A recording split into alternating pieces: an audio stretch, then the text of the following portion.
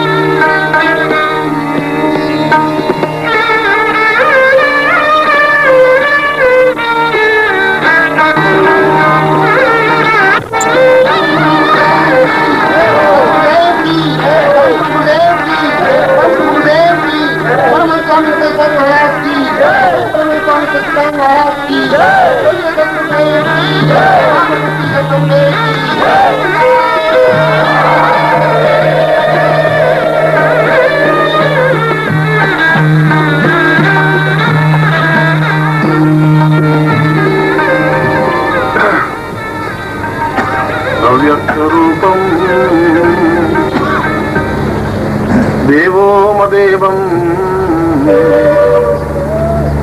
लक्ष्मीर्वतेन्यं वदनं सदैव कुर्या सदैव पूर्णमदैव नित्यम्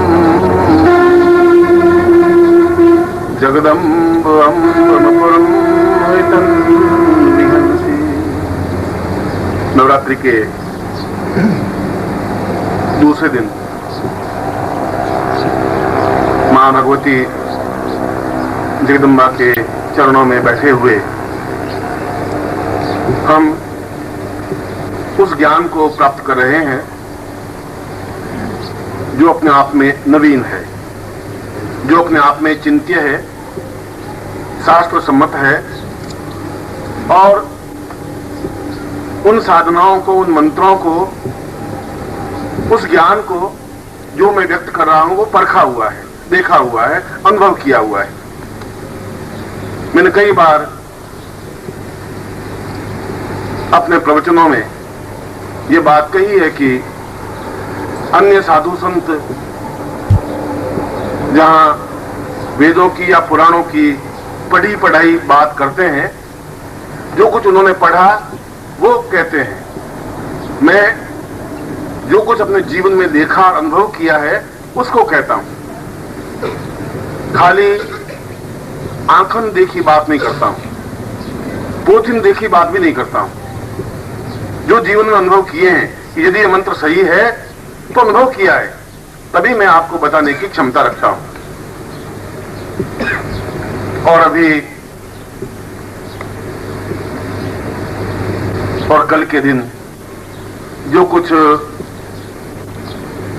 कार्य हुए, तो काल चक्र तो अपने आप में जीवन में घूमता ही है, समय तो अपने आप में परिवर्तित होता ही रहता है। और कोई भी कार्य, कोई भी संकेत कम से कम मेरी तरफ से तो अकारण होता ही नहीं है। प्रत्येक शब्द का अपने आप एक महत्व होता है और प्रत्येक घटना का अपने आप में एक संबंध होता है। और मैं ठीक समय पर ठीक कार्य करता ही हूं, न एक क्षण पहले न एक क्षण बाद में। ये बात अलग है कि आप किसी भी मेरी घटना को और कार्य को किस रूप में परखें या देखें, अनुभव करें या विश्वास करें या नहीं करें, ये आपकी बात है। गंगा नदी अपने आप में बह रही है, आप स्नान करें या नहीं करें, आप उसको दूषित जल कहें और आप पवित्र जल कहें, आप उसको पानी पिए या नहीं पिए, ये आपकी बात है। गंगा नदी आपको उठ के नहीं कहेगी कि आप मेरे जल में स्नान करें और पवित्र हों। आपकी विचारधारा, आपका चिंतन कैसा है वह तो आपका है। कई लोग उसको प्रदूषण युक्त नदी कहते हैं और उसके पास में भी नहीं खड़े होते। हरिद्वार के सैकड़ों हजारों लोग नदी में मल विसर्जन करते हैं, उनका चिंतन वैसा है। मैं जाता हूं तो बहुत उस नदी में खड़ा होकर स्नान करता हूं, बहुत शीतलता अनुभव होती है। ये तो अपने अपने चिंतन की बात है। यह ज्ञान की सरिता भी अपने आप में बह ही रही है। आप उसको अनुभव करें या नहीं करें, समझें या नहीं समझें, लाभ उठाएं या नहीं उठाएं, वह आपकी बुद्धि का तर्क है।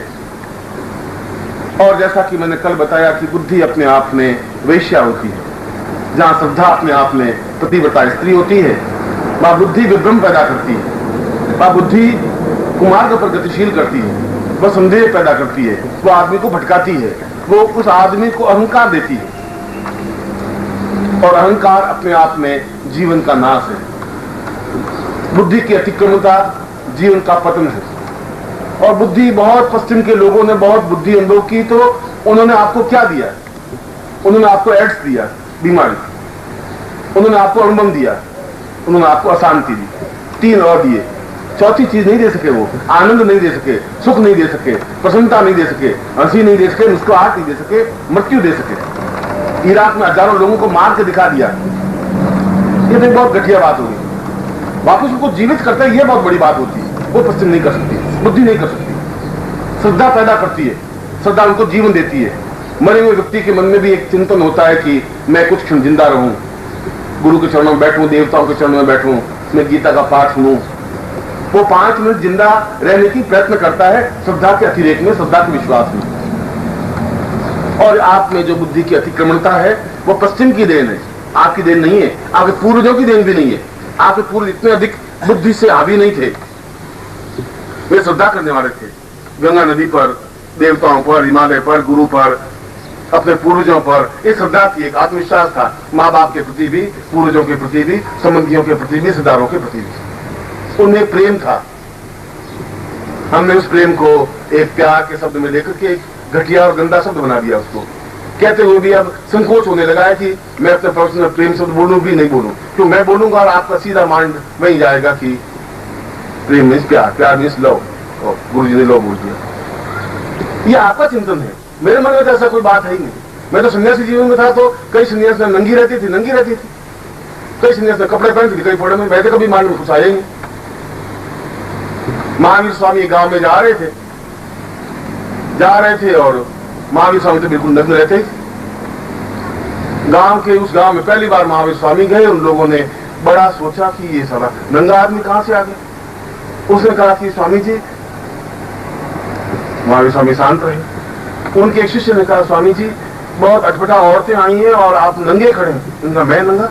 मैं तो नंगा हूं ही नहीं, ये सब नंगे हैं, मैं तो इनका नंगा देख रहा हूं, मैं तो बिल्कुल शुद्ध हूं, सही हूं, मेरी आंख में कोई नंगापन है ही नहीं। इनकी आंख में नंगापन है कि मैं नंगा हूं, वो वही देख रही है। ये वो देख रही है कि नंगा हूं कि नहीं हूं, मुझे पता ही नहीं पड़ रहा है कि नंगे है कि नहीं। आपकी आंख है कि आप मेरे किसी शब्द को क्या अर्थ लगाए, आप वही अर्थ लगाएंगे जो आपके मन में दूषितता है, जो आपके मन में छल है, जो आपके मन में पाप है। किसी के घड़े में, एक घड़े में अगर नीचे घास फूस हो और मैं उसमें पानी डालूं और पानी से घड़ा भरूं तो पहले बाहर क्या निकलेगा? पहले घास फूस निकलेगी, शुद्ध जल नहीं निकलेगा। और जब मैं डालता हूं तो आप में से वो अंदर का जो छल है, मल है, जो द्वेष है, झूठ है, गुरु के प्रति अश्रद्धा है, वो सब निकलता है बाहर। कोई आपके अंदर है, घड़े के अंदर जो है वो तो निकलेगा बाहर से। मगर जीवन का क्रम ऐसा होना चाहिए, हमारे जीवन को कुछ रहना चाहिए।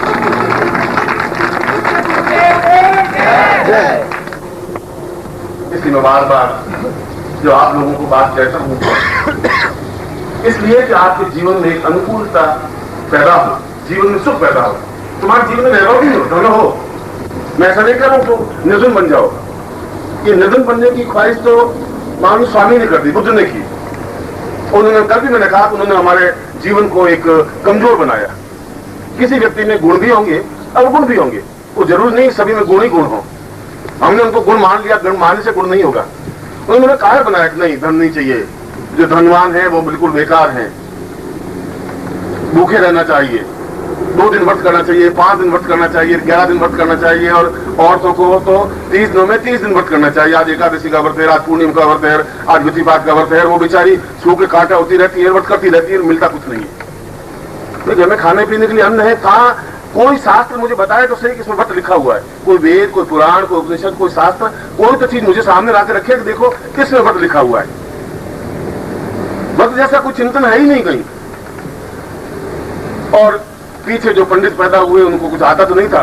पूर्णिमा की कथा लिख दी, एक राजा था, राजा ने ऐसा किया, उसने 3 दिन व्रत किया तो उसके घर में पुत्र पैदा हो गया। बस उसने पूंछ पकड़ ली, 3 दिन व्रत रखने से पैदा हो जाता है लड़का। अब 3 दिन के भूखे मरने से बच्चे पैदा होते, तो फिर चाहिए क्या समझ, पूरे संसार में सभी के पुत्र पैदा हो ही जाते। उन पंडित ने लिख दिया, आपने मान लिया। क्योंकि हमारे हिंदुस्तान की सबसे बड़ी कमी यह है कि जो बोलते हैं उसकी कोई वैल्यू नहीं है, जो लिखा हुआ छपा हुआ है वो वैल्यूबल है। तुम एक दिन कथा लिख दो और उस कथा में कुछ भी लिख दो कि ये 11 दिन तक व्रत करने से उस आदमी को लक्ष्मी खुद आके प्रकट हुई, तो 500 लोग तो निकल ही जाएंगे जो ज्ञान भूखे मरने बैठ जाएंगे। क्योंकि सही लिखा हुआ है, छपा हुआ है। वो सब छपा हुआ प्रामाणिक नहीं होता, अनुभव चीज है। आप पहले ज्ञान भूखे मरिए, फिर तुम्हारे संतान हो जाए तो फिर लिखिए, वो तो होगा नहीं।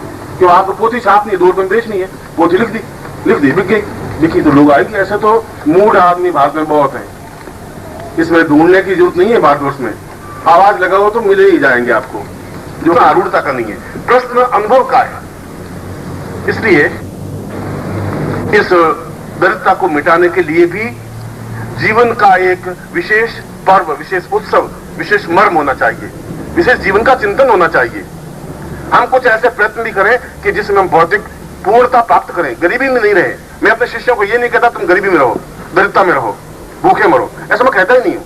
मेरी पत्नी व्रत करती तो मैं लड़ाई झगड़े होते हैं रोज, मैं तुम क्यों भूखे मर रही हो, क्या है तुम्हें, इतना कमा रहा हूँ, तुम भूखे क्यों मर रही हो? तुमको आपको मालूम नहीं है, तो चलो मुझे मालूम नहीं, तुझे मालूम तो तुम कर। वो 2 दिन भूखे मरती है, फिर 3 महीने में 17 दिन तो भूखे मरती है, 13 दिन खाना खाती है। खा भाई 13 दिन और भी 2-4 दिन व्रत और कर ले, जिस सो के काटा हो जाएगी और तुम्हें क्या कर सकता हूँ मैं, तो रोको तुम समझेगी नहीं। वो औरतें रुकती नहीं है, वो तो व्रत रखने में ये सब कुछ वो सोचती है घर में जितनी उन्नति हो रही है मेरे भूखों मरने से हो रही है। तुम कुछ नहीं समझते जी, मैं तो नहीं समझते जी, कोई बात तू समझ ले भाई, और क्या करें। वो समझती रहती है, भूखे मरती रहती है, पति बेचारा झींकता रहता है, बीमारी पर दवा खर्च करता रहता है और वो भूखे मरती रहती है। क्योंकि धर्म है, उन्होंने धर्म को विकृत रूप पकड़ रखा है। इसलिए गरीबी का भी अपने आप में विकृत रूप था, हमने पकड़ रखा है। कपड़े नहीं पहनना एक विकृत रूप है, झोंपड़ियों में रहना अपने आप में विकृत रूप है। ऐसा शास्त्र में नहीं लिखा है। शास्त्र में लिखा कि हम समृद्ध रहे, पूर्ण भौतिक सुख संपदा से युक्त रहे। वशिष्ठ, विश्वामित्र, अत्रि, गणा, जितने भी हमारे देवता हुए, ऋषि हुए, कोई गरीबी तो कोई नहीं था। मुझे बताइए कौन सा गरीब था? इतने देवताओं के चेहरे लाल सुर्ख चेहरे, तुम्हारा तो है ही नहीं। शिव जी का चेहरा देखो, राम का चेहरा, कृष्ण का चेहरा लाल टमाटर की तो सुख है, और तुम्हारे पिच के गाल है। तुम्हारे देवता तो ऐसे और तुम ऐसे, कहा तुम देवताओं के तरीके से बनते कहाँ हो तुम? ऐसा कहा किसने कहा कि तुम पिच के उगाते रहो? इसलिए कि तुम में आस्था नहीं रही, उस मंत्र के प्रति आस्था नहीं रही। और जब मंत्र के माध्यम से ही जीवन में पूर्णता आ सकती है और कोई तरीके से नहीं आ सकती, और कोई तरीके से आ सकती तो फिर कोई गरीब नहीं रहता है। अगर वो सैकड़ों लोग दिन भर मजदूरी करते हैं, पत्थर उठाते हैं, मेहनत दिन भर करते हैं और शाम को 20 रुपए लेकर घर जाते हैं, 25 रुपए लेकर घर जाते हैं। और जो भाग्यवान होते हैं जिन्होंने पूर्व जन्म में तपस्या की होगी या इस जन्म में तपस्या की होगी, पूर्व जन्म के किए का है तो हिसाब हमें मिलते ही है। जो कुछ हमने पूर्व जन्म में किया है उस पूर्व जन्म का हिसाब भी इस जीवन में भोगना ही पड़ेगा, अच्छा या बुरा। इसलिए हिरण्यकश्यप के घर में प्रहलाद पैदा हो जाते हैं। हिरण्यकश्यप बिल्कुल राक्षस, दुष्ट, सताने वाला, उसके घर में प्रहलाद जैसा भला एक सात्विक व्यक्ति, तो जरूर पूर्व जन्म में कुछ हिरण्यकश्यप ने इस जीवन में तो उसे कुछ किया ही नहीं था। ऐसे दुष्टों के घर में लक्ष्मी आ जाती और हम आश्चर्य करते हैं कि मैं रोज 4 घंटे पूजा करता हूँ लक्ष्मी की, शिव जी की, और ये दुष्ट साला रोज गालियां देता है, इसके घर में पैसे बरसते जाते हैं। ये क्या खेल है? जब देवताओं की पूजा नहीं करता, एक बार भी हाथ नहीं जोड़ता। इसलिए कि हमने पिछले जीवन की कड़ी को नहीं देखा, पिछले जीवन की कड़ी और इस जीवन की कड़ी जोड़ी नहीं। और इसीलिए हमारे नवारण मंत्र में जहां भगवती की आराधना की बात कर रहा हूं, मैं रोज एक एक बिंदु लेकर के उन बिंदुओं को जिसके माध्यम से आपके जीवन में भौतिक उन्नति और आध्यात्मिक उन्नति का समन्वय हो सके। खाली आध्यात्मिकता से काम नहीं चलेगा, खाली भौतिकता से भी काम नहीं चलेगा। उन दोनों को हमारे जीवन में बैलेंस होना चाहिए। हमारे जीवन में एक परितृप्तता आनी चाहिए, हम जीवन में संपन्न भी रहे, हम जीवन में आनंद युक्त भी रहे, दोनों जीवन चले हमारे।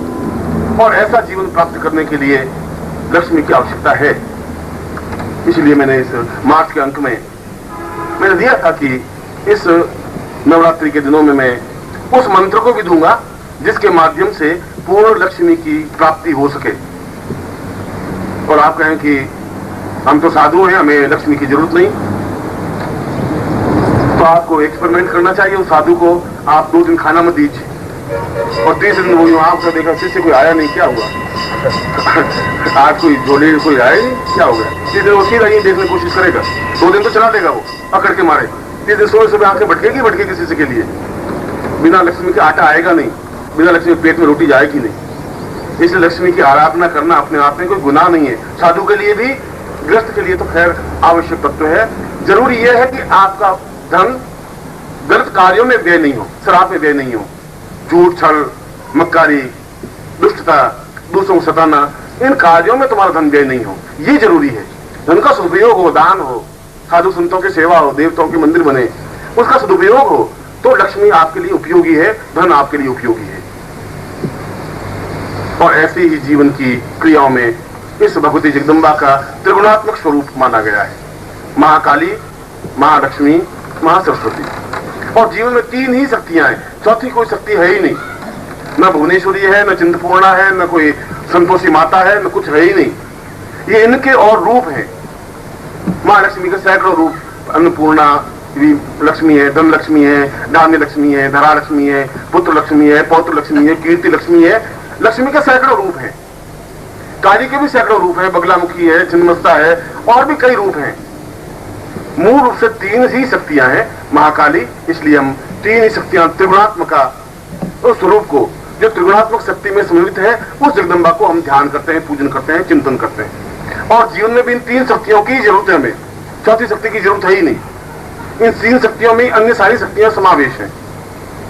महाकाली की साधना करके हम जीवन में रोग, शोक, शत्रु, दुष्ट, बीमारी, पीड़ा, परेशानी, इन सब से हम मुक्त हो सके, हम जीवन में एक स्वस्थ जीवन बिता सकें, आनंद युक्त जीवन बिता सकें, एक वैभवपूर्ण जीवन बिता सकें, जहां हर समय शत्रुओं का भय रहेगा, जहां हर समय बीमारी रहेगी, जहां हर समय कष्ट रहेगा, वहां जीवन आनंद युक्त नहीं बीत सकता है।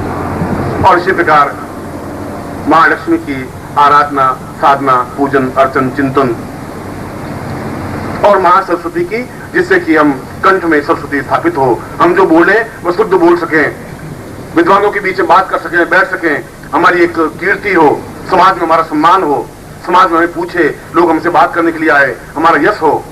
ये सब सरस्वती के माध्यम से ही संपन्न है। आदमी के पास पैसा है तब भी वो यश की आकांक्षा रखता ही है कि मेरा यश है।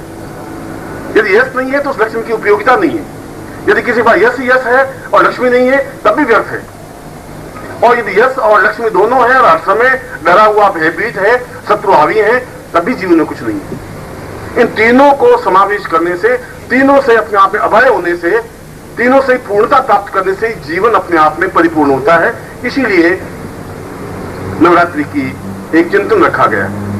बाकी सारे पर्व, चाहे शिवरात्रि हो, चाहे अक्षय तृतीया हो, चाहे रामनवमी हो, चाहे कृष्णनवमी हो, चाहे होली हो, चाहे दिवाली हो, केवल एक एक पर्व है। नवरात्रि के दो पर्व रखे, एक पर्व जब सूर्य उत्तरायण में चला जाता है तब, एक पर्व जब दक्षिणायन में चला जाता है तब। हम पूरे काल चक्र में उत्तरायण से दक्षिणायन तक पूरे 12 महीने हम उस भगवती जगदम्बा की आराधना करें।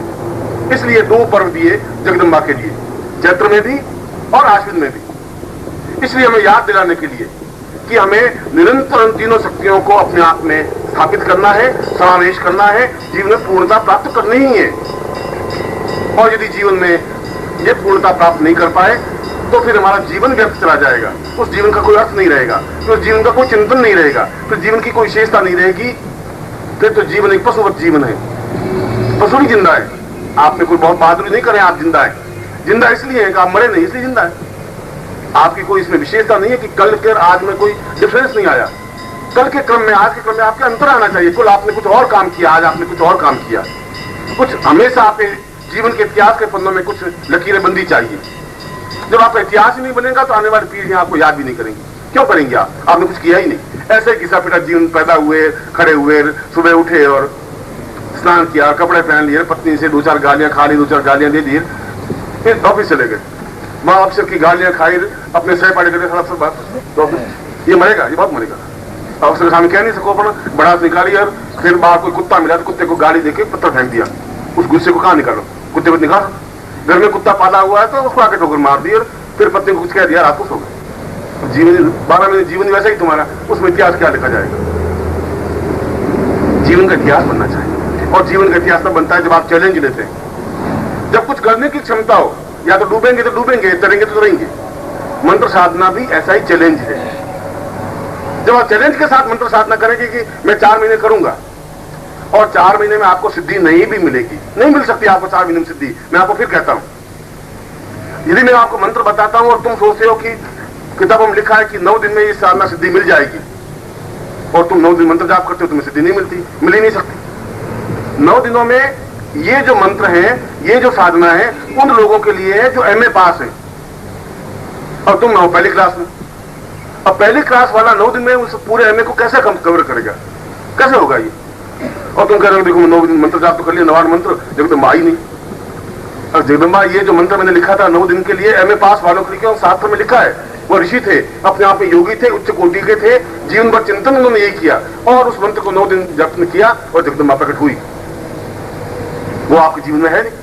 अभी तक आपने कुछ ऐसी साधना नहीं की, ऐसे आपका बेसिक बल तो है ही नहीं, आपकी धरातल नहीं है। और जब धरातल नहीं तो 9 दिन में या 5 दिन में आपको साधना सिद्धि कैसे मिलेगी? पहले आप पहली क्लास में हैं, दूसरी, तीसरी, चौथी, 5वीं, 6वीं, 8वीं, 12वीं। मैं एक उदाहरण देकर समझा रहा हूं MA क्लास का। और जब आप MA क्लास में पहुंच जाएंगे, उसके बाद गारंटी के साथ 5 दिन साधना करने पर फल मिलना ही है। अब प्रश्न उठता है कि गुरुजी अब तुम 45 साल के हो गए, अब आप नया सुगोपा छोड़ दिया कि अब हम MA करें। अब MA करें मर जाएंगे हम, लगड़े मसान चले जाएंगे, आगे चले गए, थोड़े बहुत बच्चे हैं, अब चले जाएंगे। अब वो लक्ष्मी बेचारी कब आएगी? तब आएगी शक्तिपात के माध्यम से। अगर ऐसे नहीं आएगी तो गुरु देगा आपको, क्योंकि सौभाग्य दुर्भाग्य से मैं आपका गुरु हूं। ये मैं दुर्भाग्य कि मैं आपका गुरु, ये आपका सौभाग्य कि मैं आपका गुरु। दोनों तरफ से एक ही बात है। इसलिए यदि ऐसा नहीं हो सकेगा तो मैं आपको पहली क्लास से प्रमोशन देकर 5वीं क्लास कराऊंगा। पहले 5 एकदम से नहीं छलांग नहीं लगा, फिर पहली क्लास से मैं 5वीं क्लास में लाऊंगा, फिर 5वीं क्लास से आप 11वीं क्लास में आएंगे, दूसरी क्लास की बात करूंगा। तो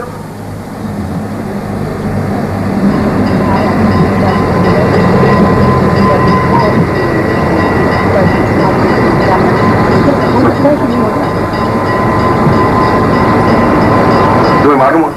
अगर हो सकता है तो आप मुझे बताइए, मैं कैसे मान लूं? क्या मानना, तुम्हें मानना क्या? मैं कैसे जानूं कि शक्तिपात से होता है? थोड़ा सा लोग बेहोश हो जाते हैं, कई गुरुओं के पास गई लेकिन मैंने कभी ऐसा देखा नहीं कि ऐसा होता है, ऐसा कुछ नहीं होता।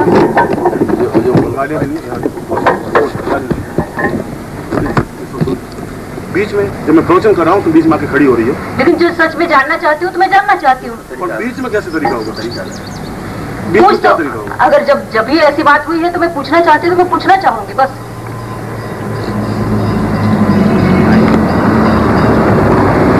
तुम नारी हो और मैं तुम्हें जवाब नहीं दे पा रहा।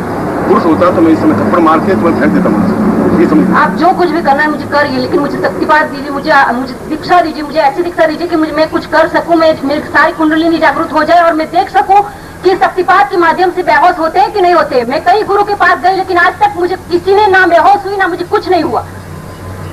मैंने कई जगह गई, मैं पैसे खर्च किए, मैं मम्मी के साथ भी गई एक जगह जूनागढ़ के पास और मुझे वहाँ कुछ नहीं मिला।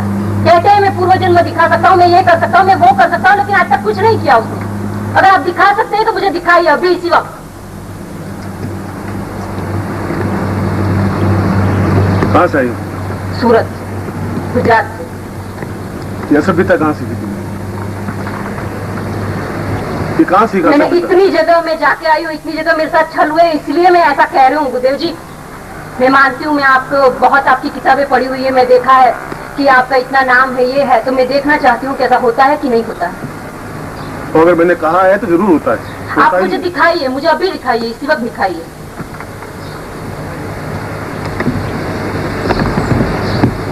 क्या दिखाना है?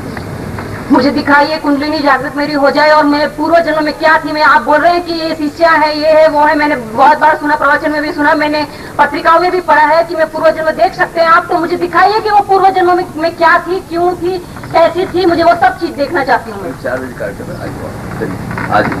नहीं, मुझे अभी दिखना है।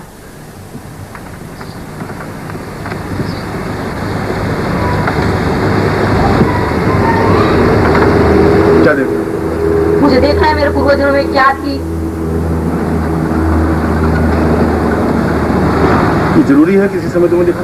हाँ। ये 4 बजे भी देख सकती हो, कल भी देख सकती हो। जब प्रवचन में बीच में तुम्हें आकर के इस प्रकार से जब लोग मेरा बात सुन रहे हैं और ये गुरुदेव जी ये भी तो हो जाए जिसमें मैं अगर मुझे खुद को एहसास नहीं हुआ कि ऐसा होता है, मैं जब हर जगह जाके आई हूँ तो मुझे ऐसा होता है कि गलत भी हो सकता है। तुम कहाँ गई, कहाँ हो, कहाँ गई हो तुम? 4 बजे कार्यक्रम है वहाँ पे। नहीं, मुझे अभी दिखाइए। क्या देखना था? मुझे पूर्व जन्म देखना है। और पूर्व दिन तुम्हारा बहुत गंदा हुआ तो क्या होगा? तो कोई बात नहीं, तो क्या हुआ? मैं तुम्हारे मुंह से निकलवाऊंगा इन सबके सामने। हाँ कोई बात नहीं, मैं बोल दूंगी, जो भी होगा बोला जाएगा तो बोला जाएगा, सुनेंगे तो सुनेंगे लोग, उसमें क्या होगा।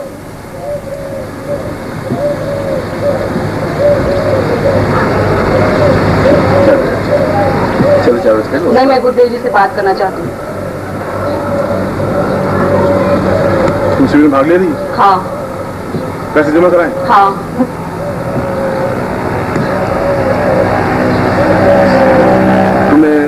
कहाँ शक्तिपात करवाया था? किस जगह शक्तिपात? मैंने एक बार जूनागढ़ में करवाया था, एक बार बड़ौदा में करवाया था। तो वो शक्तिपात करने वाला था भी नहीं, कैसे? हाँ, वो भी बहुत बड़े जाने माने ऐसे गुरु थे, ऐसे कहते थे कि वो उसके कुछ 3-4 हजार शिष्य थे और बहुत सारी मतलब उनकी भी सेवा की जाती थी, ऐसे ऐसे होता था। और मैं वहाँ जाके बोला, उसने मुझे बताया कि हाँ मैं तुम्हें पूर्व जन्म दिखा सकता हूँ, शक्तिपात करोगे तुम बेहोश हो जाओगे, ये हो जाओगे।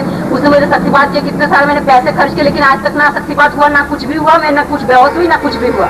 सिर्फ उसने यहाँ अंगूठा लगाया, ये किया वो किया, लेकिन आज तक मैंने नहीं देखा कि सच में ऐसा होता है। अगर होता है तो मैं देखना चाहती हूँ। और मैंने आपका बहुत बड़ा नाम सुना है कि आप ऐसा करते हैं, ये है, मैंने पत्रिकाओं में भी पढ़ा है, आपके प्रवचन में भी सुना है। तो अगर ऐसा होता है तो मैं सबके सामने अभी देखना चाहती हूँ। माइक तुम्हारे सामने इसलिए रखा है कि तुम्हारी उद्दंडता भी सुन ले।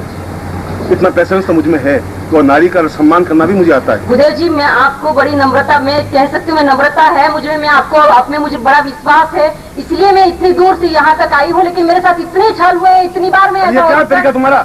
ये कौन सा तरीका तुम्हारा? हाथ में लगा। क्या तरीका है तुम्हारा? ये कौन सा सिस्टम है तुम्हारा? किसने सभ्यता तुम्हें सिखाई कि बीच में तुम्हें खड़ी हो जाती हो? गुरुदेव जी, जब इतनी जगह छल हुए तो मुझे होता है कि मैं सच्चाई क्या है वो भी तो मैं देख सकती हूँ।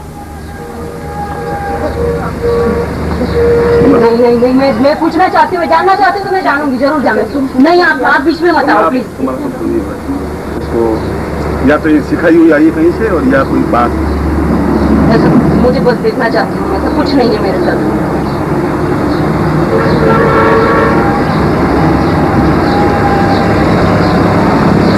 मैं तो शक्तिपात कर लेता, कर लूंगा। मैं कल मैंने इतना अधिक शक्तिपात किया है कि उसकी थकावट को या उसके बोझ को आज भी नहीं उतार पाया हूँ। मगर तुम्हें इस रूप में, इस प्रकार से, इतनी असभ्यता से खड़ा नहीं होना चाहिए। बाबा, मैं आपसे माफी चाहती हूँ कि मैंने ऐसा किया, लेकिन मैं नहीं रहा जा सकता। मैं इतनी जगह में घूम घूम के आई हूँ कि अब मैं थक गई हूँ। अब मैं जानना चाहती हूँ कितनी सच में ये सच्चाई है। मैं झूठे ही बस यूं मैं घूमती रहूंगी, भटकती रहूंगी। अगर आप कुछ मुझे बताएंगे नहीं, मैं कैसे मानूंगी?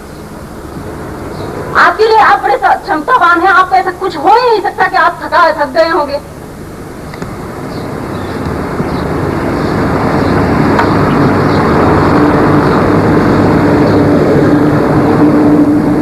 तो क्या जवाब? मैं जानती हूँ आप बड़े दयालु हैं। दयालु नहीं, आप चाहते मैं हैं तो बहुत आप गुस्सा भी वाला हूँ। दयालु नहीं हूँ। मैं जब ठोकर मारता हूँ तो वहां तक गिरते हैं लोग 40 फीट दूर। ये भी सुन लेना, ये और समझ लेना तुम। ठीक है, अगर आप ऐसा ही करना चाहते तो ऐसा कर दीजिए। अगर आप मार देना चाहते तो मार दीजिए, लेकिन मुझे दिखाइए, मुझे सच्चाई क्या है वो मुझे बताइए आप।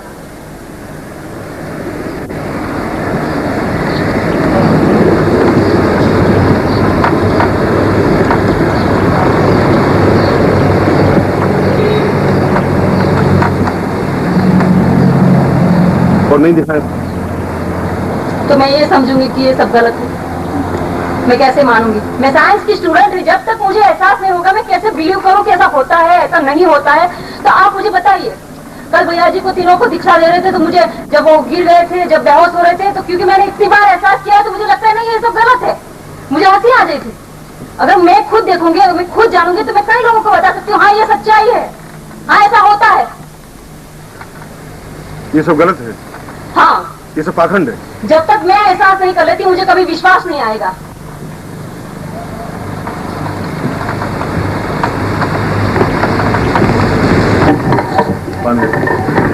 सबको हैबिट हो जाएगी।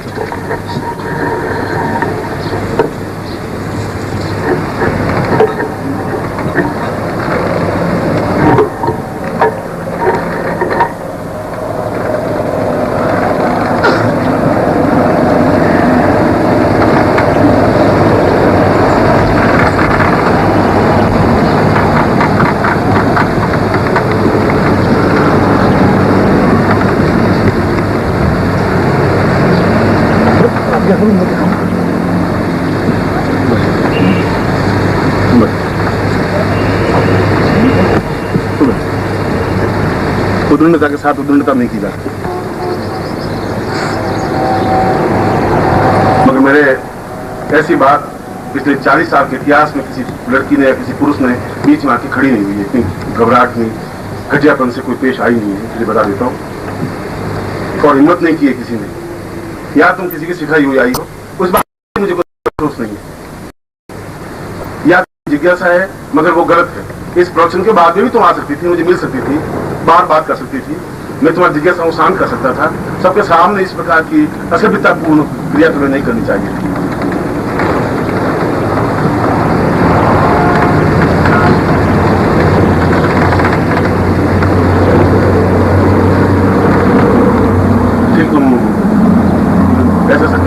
सत्यपात की फीस जमा कर।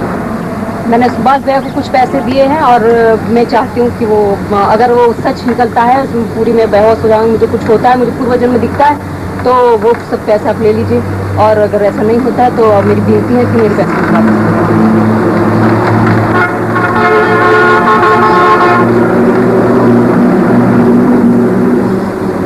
क्या नाम था? जय। कहाँ से आई है? सूरत। सूरत में रहती? सूरत के पास एक गाँव।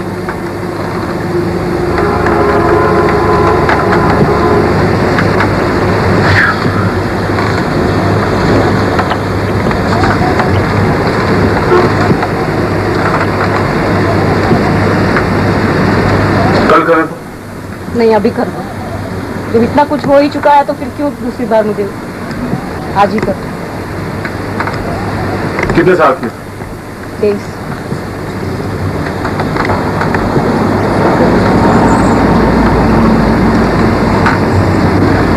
सत्यपात से कुछ नहीं होता, नहीं होता। तुम्हारी ये धारणा है सत्यपात से कुछ होता नहीं? सत्यपात से आदमी बेहोश नहीं होता? तुम्हें सिर्फ सत्यपात चाहिए, बेहोश होना, और कुछ चाहिए बस? मुझे पूर्वजन्म दिखना है। अगर ऐसा शक्तिपात के माध्यम से पूर्वजन्म में देख सकती हूँ तो मैं देखना चाहती हूँ कि पूर्वजन्म में ऐसा क्या है, वो क्या नहीं। पूर्वजन्म सच में ऐसा दिखता है कि नहीं, सच में बेहोश होते हैं कि नहीं होते।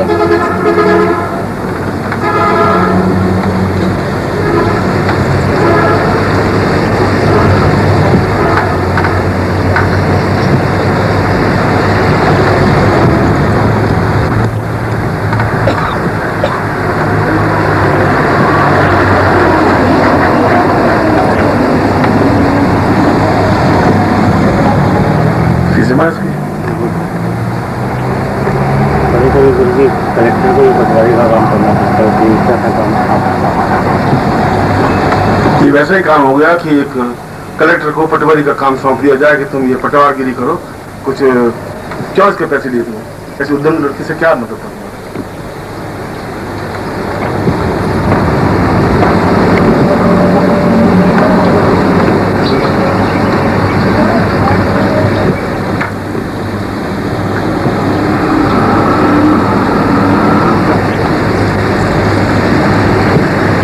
कितनी बार सख्ती बात करवाए थे? 4 से 5 बार। और बेहोश नहीं हुई? नहीं। बहुत ताकतवान? मानती हूँ। बहुत मेंटली बहुत ताकतवान? अभी तक तो लगा है। क्या लगा है? तुम बहुत ताकतवान है? कोई फर्क नहीं पड़ा तेरे ऊपर? आज तक तो नहीं पड़ा, अभी तक तो नहीं पड़ा।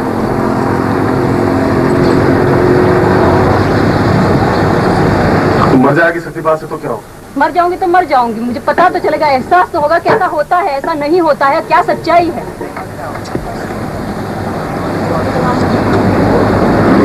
तुम्हारे गुजरात में ऐसे पैदा होते हैं क्या लड़के? साइंस स्टूडेंट है ना, इसीलिए साइंस का मतलब बदतमीज होता है। हाँ, तुम्हारी साइंस बदतमीजी सिखाती है क्या? नहीं, बदतमीजी तो नहीं, लेकिन इतना जरूर कि सच्चाई क्या है। अगर जब तक मुझे एहसास नहीं होता तब तक मैं कैसे बिलीव करूँ? उसमें तो रिसर्च होता है। अगर आप जानते नहीं कि जब तक आपको एहसास नहीं होता, अनुभव नहीं होता, वो चीज को बिलीव नहीं की जा सकती, तो नहीं की जा सकती। तो तुम्हारा मतलब पूर्वजन्म नहीं होता? नहीं। पूर्वजन्म होता ही नहीं? नहीं। सत्यपात होता ही नहीं? नहीं।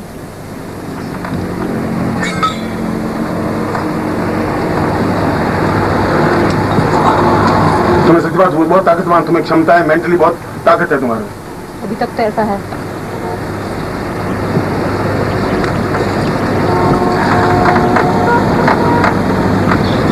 और जब तक देखोगी नहीं तुम्हें विश्वास नहीं आएगा। नहीं।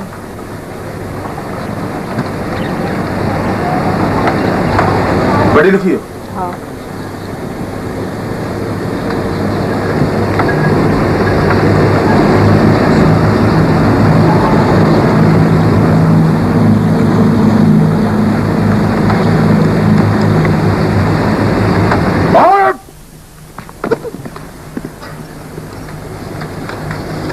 परम पूज्य गुरुदेव की! परम पूज्य गुरुदेव की! परम पूज्य गुरुदेव की! गुरुदेव की! गुरुदेव की! गुरुदेव की!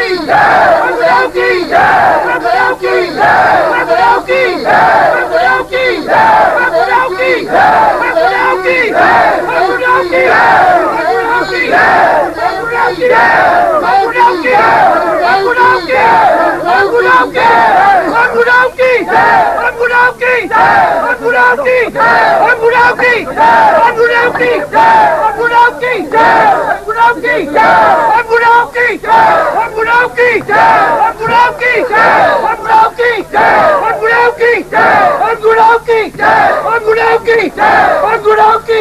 गुरुदेव की! गुरुदेव की! गुरुदेव की! गुरुदेव की! गुरुदेव की! गुरुदेव की!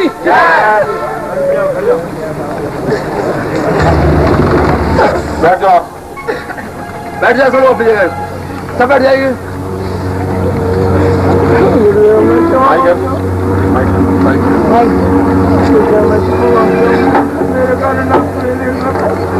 ये रहती नहीं है, इतना उद्दंडता से बोलने की क्षमता ही नहीं थी। मगर इसने कहा कि शक्तिपात से कुछ नहीं होता, और इसने कहा कि पूर्वजन्म भी कुछ नहीं होता। जब शक्तिपात किया है तो फिर पूर्वजन्म भी, इसकी घटिया पूर्वजन्म भी देख लें हम, और अच्छा पूर्वजन्म हो तो अच्छा पूर्वजन्म भी देख लें। एकदम गलती करा, इसके कपड़े ठीक है, पढ़ला गलत है तो करेंगे। बस बस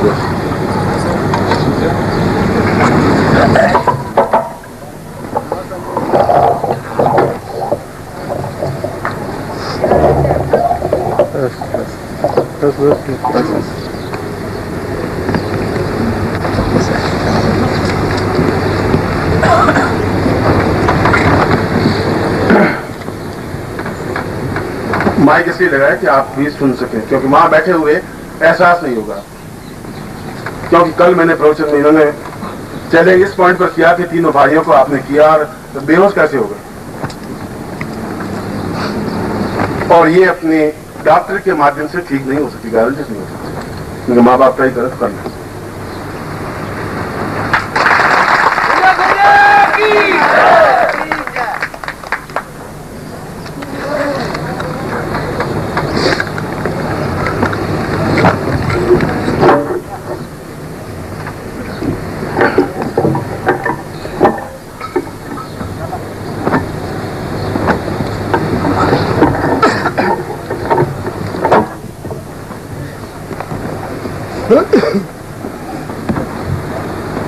तुम्हें मैं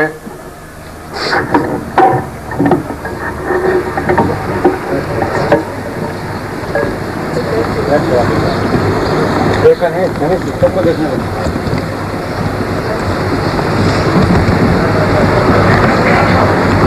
कोई खड़ा नहीं होगा, सब बैठ जाए।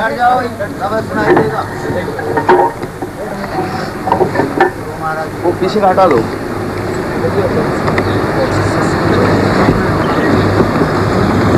तुम्हें मैं पिछले जीवन में ले जा रहा हूं, और पिछले जीवन में कुछ प्रश्न पूछ रहा हूं तुम्हें, और तुम उस तंद्रा में रहोगी जिस तंद्रा में मैं तुम्हें खड़ा कर रहा हूं, उस आज्ञा चक्र में, और मैं तुम्हें प्रश्न पूछ रहा हूं, उसका तुम्हें जवाब देना है। तुमने कहा कि मुझे पिछला जीवन चाहे घटिया हो चाहे अच्छा हो, बाकी मैं इस प्रकार से एक नारी से मुंह से निकलवाता नहीं। कि पुरुष का तो अगर घटियापन जीवन को ही है तो चल सकता है, और मैं तुम्हें इस प्रकार से ऊंचेपन पे लाना नहीं चाहता था, मगर तुमने जिस ढंग से घटियापन दिखाया है, और मैं इन चीजों में विश्वास नहीं करता हूं, मैं ऐसा करता नहीं।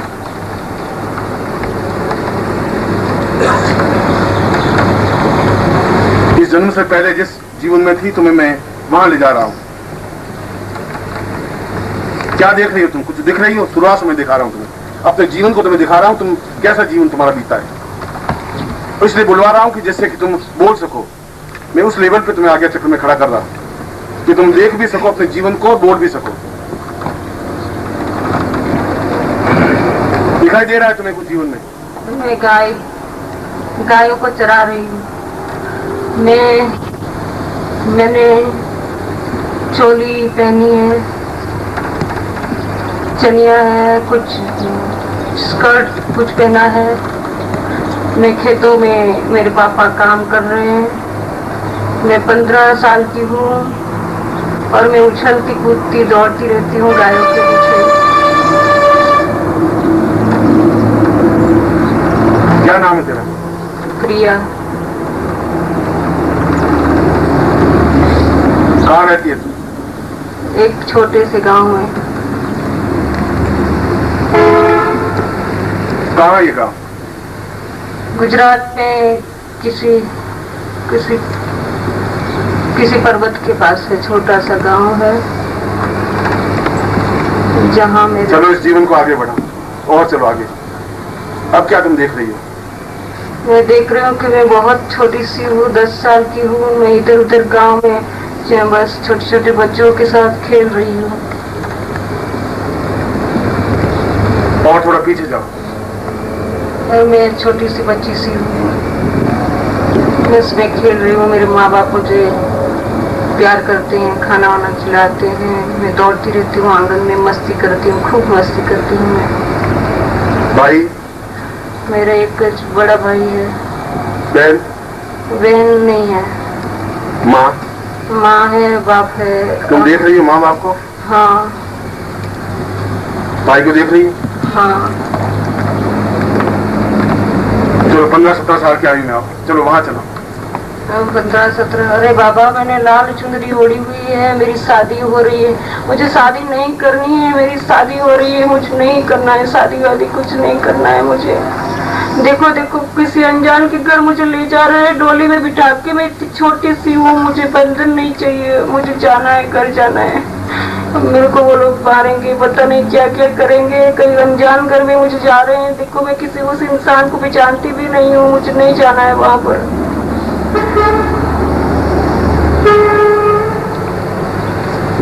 चलो 1-2 साल आगे बढ़ो। अरे मैं कैसे फंस गई हूँ यहाँ पर। मुझे वो मारता है, पीटता रहता है, मेरे साथ झगड़े करता रहता है। मैं कैसे आ गई यहाँ पर? मेरी इतनी अच्छी जिंदगी थी, खेलती थी, गायों को चराती, मुझे सबकी याद आती है।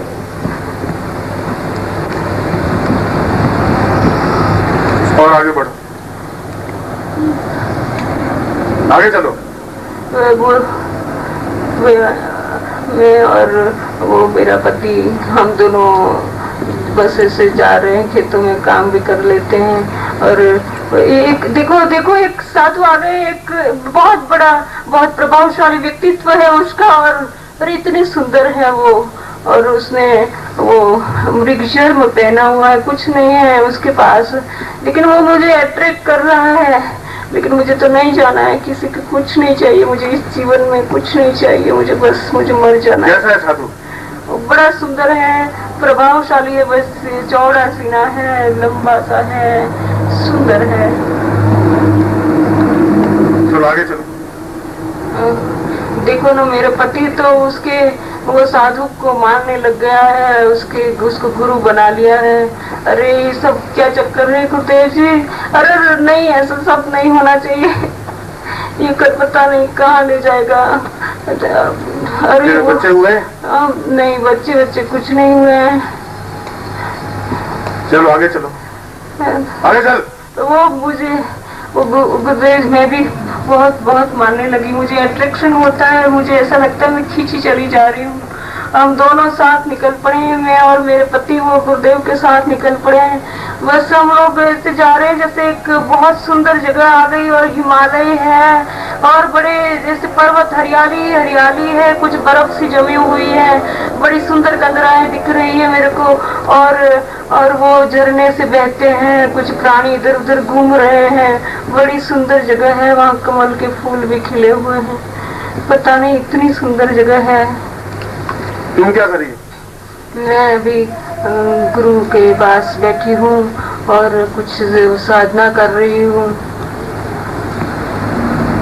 चलो 5-7 साल आगे चलो। अब मैंने तो संन्यास ले लिया और मैंने संन्यास ले लिया और मैं गुरुदेव की बहुत ही सेवा करती हूँ। हर बार मेरे चित्त में यही आता है कि बस मैं उनके लिए क्या करूँ, ये करूँ, वो करूँ, बस इसके सिवा मेरे दिल में कुछ नहीं आता है। मैंने अपने पति को भी भैया के रूप में स्वीकार कर लिया है।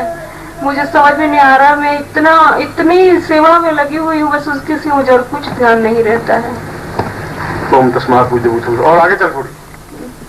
अब देखो एक लड़का आ गया इसी गांव का। लड़के के साथ मैं आपसे छिपा के मेरे गुरुदेव के साथ मैंने छल करके मैं तो उनको उनके घर भी हो आई, मैं तो उनके मिल लिया, मैं तो उनसे प्यार करने लग गई हूँ। किससे प्यार करी? ये इसी गांव का एक लड़के से प्यार करने लगी हूँ।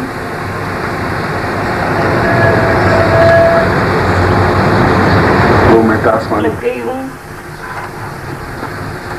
किससे प्यार करी? ये इसी गांव का एक लड़के से प्यार करने लगी हूँ।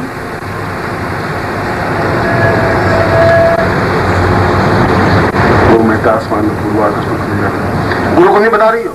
नहीं बताया तुमने? नहीं, मैंने गुरु क्या, मैंने अपने वो पति जिनको मैंने भैया के रूप में स्वीकार किया था उनको भी नहीं बताया कि मैं ऐसा कर रही हूँ। लेकिन मैं खींची चली जा रही थी, उस लड़के में कुछ ऐसा अट्रैक्शन था, मैं कुछ नहीं कह सकती, मुझे वो बहुत अच्छा लगता था। फिर अब आगे चल। और बस मैं छुपी मेरे गुरुदेव ने तो मुझे बहुत मारा पीटा और देखो मुझे इतनी उसने समझाया लेकिन मैंने कोई आज्ञा का पालन नहीं किया और मैं तो चलने लगी बस यूं ही। मैं तो उसके साथ भाग गई और बहुत बस यूं ऐसे इधर उधर घूमते रहते हैं। और देखो मुझे वो बहुत पिटाई कर रहा है, मैंने अपने गुरु के साथ ऐसा क्यों किया, क्यों छल किया है। नहीं, वो मुझे बहुत पिटाई कर रहा है, मुझे नहीं ऐसा नहीं करना चाहिए था, मैंने जो किया वो गलत किया है। गुरुदेव मुझे बचा लीजिए, लेकिन मैं जानती हूँ आप मुझे नहीं कुछ नहीं करेंगे, मैं तड़प रही हूँ, मुझे बचा लीजिए। मैंने आपके साथ छल करके बड़ी गलती की है गुरुदेव जी, बड़ी गलती की है मैंने आपके साथ छल करके, मुझे बचा लीजिए, मुझे आपके शरण में ले लीजिए, मुझे मत भटकाइए गुरुदेव जी, मुझे मत भटकाइए, मुझे कुछ दीजिए, मुझे क्षमा कर दीजिए गुरुदेव जी, मुझे क्षमा कर दीजिए। कुछ मैं जानती हूँ मेरा कोई चारा नहीं है, ना मैं आपके पास आ सकती हूँ ना मैं इससे पला छुड़ा सकती हूँ। कोई बात नहीं, मैं कुछ जहर खा के मर जाऊंगी, मैं ये सारी नींद की गोलियां लेके मर जा रही हूँ, देखो मैं चली जा रही हूँ। चलो आगे चल। गला अंधेरा छा रहा है, बस कुछ नहीं दिखाई दे रहा है मेरे को। मैंने सारी गोली खा ली गुरुदेव जी, सारी गोली खा ली। ये तुम्हारी मौत है, इस जगह तुम्हारी मौत होती है, ये तुम्हारी जिंदगी है। पानी ला।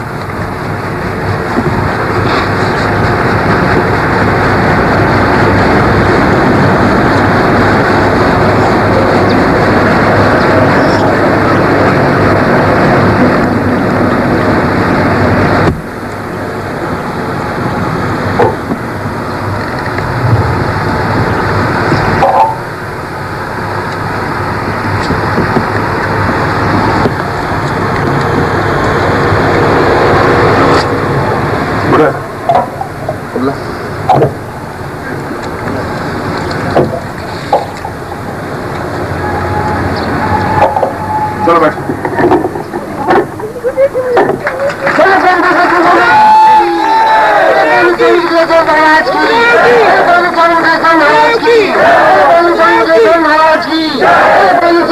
महाराज की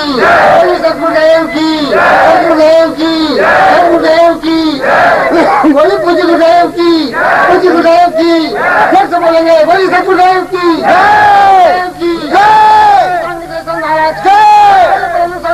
महाराज की, स्वामी निदेशन महाराज की, स्वामी निदेशन महाराज की, सतगुरुदेव की, सतगुरुदेव की, सतगुरुदेव की, सतगुरुदेव की, सतगुरुदेव की, सतगुरुदेव की, सतगुरुदेव की, सतगुरुदेव की, सतगुरुदेव की, सतगुरुदेव की, सतगुरुदेव की, सतगुरुदेव की। नहीं मुझे मुझे उल्टा आशीर्वाद लेने दो। अरे मुझे नहीं आशीर्वाद दिया, आशीर्वाद मुझे छोड़ दो। तुम कह रही शक्तिपात होते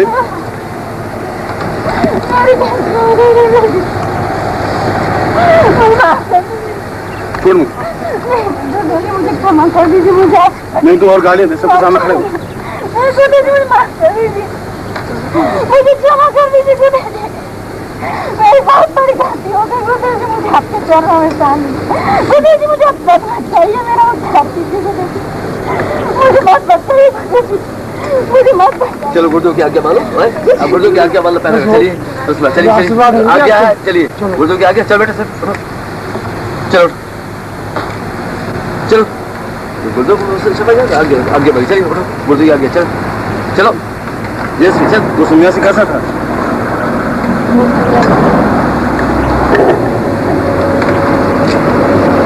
तुम्हें इसलिए याद है? तुमने देखा सब कुछ? अपने जीवन को देखा? वो भगवा कपड़े पहने हुए थे, बड़े सुंदर थे, उसका सब कुछ बहुत सा चेहरा आपसे मिलता था।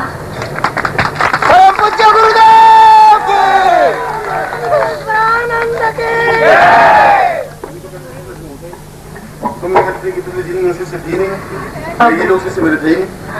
अब मुझे एहसास हुआ है जब मैं जाना, जब मैंने देखा है अपनी नजरों से। अब तुम्हारा साइंस क्या कर दिया? अब मैं मानती हूँ कि मैंने ऐसा देखा है। ऐसा होता है। चलो